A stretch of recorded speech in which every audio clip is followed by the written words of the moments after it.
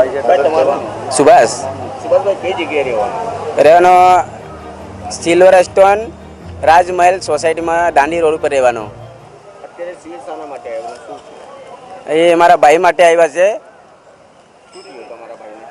મારા ભાઈને મર્ડર કરી નાખ્યું છે. શું નામ છે તમારા ભાઈનું? રાજેશ, અને કેટલી ઉંમર છે? 19, એવો ધંધો કરતો હતો? મજૂરી. કેવી રીતે થયો? એટલે તમને કોના ઉપર શક છે અને કેવી રીતે થયો? એ છોકરીના બાબતમાં એ મારી નાખ્યો છે. એ છોકરીએ ફોન કરી, છોકરી આવી ગઈ હતી. એટલે મારા ભાઈએ પૂછ્યું કે છોકરી આવી ગઈ શું કરવા? મેં કીધું કે કંઈ ને આવી છે એટલે રાખવાની છે આપણે, બરાબર. પછી એ છોકરી આવી ગઈ હતી. એના પછી એ હામાવાળી પાલટી છોકરીના પપ્પા આવીને અમારા ગામનો છોકરો ઉપાડી લઈ ગયા, બરાબર. તો અમે કીધું કે એ છોકરાને તમે આપી દો, અમે તમારી છોકરી આપી દઈએ. એણે કીધું કે હા, તે તમારા છોકરાને અમે આપી દઈએ અને તમે તમારી છોકરી આપી દો.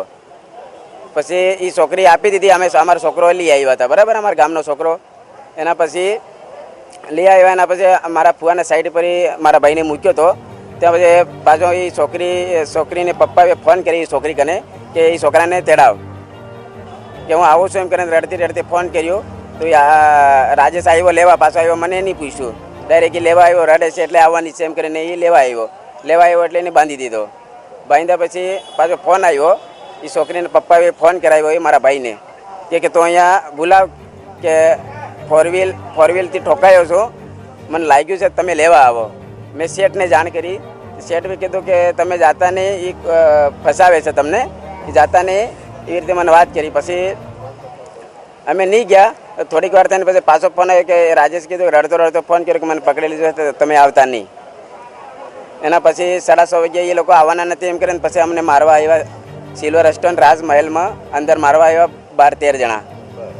હા, તો અમને માર્યા. પછી અમે સિવિલ હોસ્પિટલમાં દાખલ થયા. પછી તમારા ભાઈની હાલત કેવી હતી? તમને બોડી મળી ત્યારે લટકેલો મળ્યો અને પગ જમીનમાં હતા, જમીનમાં પગ હતા એટલે મારીને ટાંગ્યો એવી રીતે મળ્યો. મારીને ટાંગ્યો છે, એની આત્મહત્યા નથી કરી.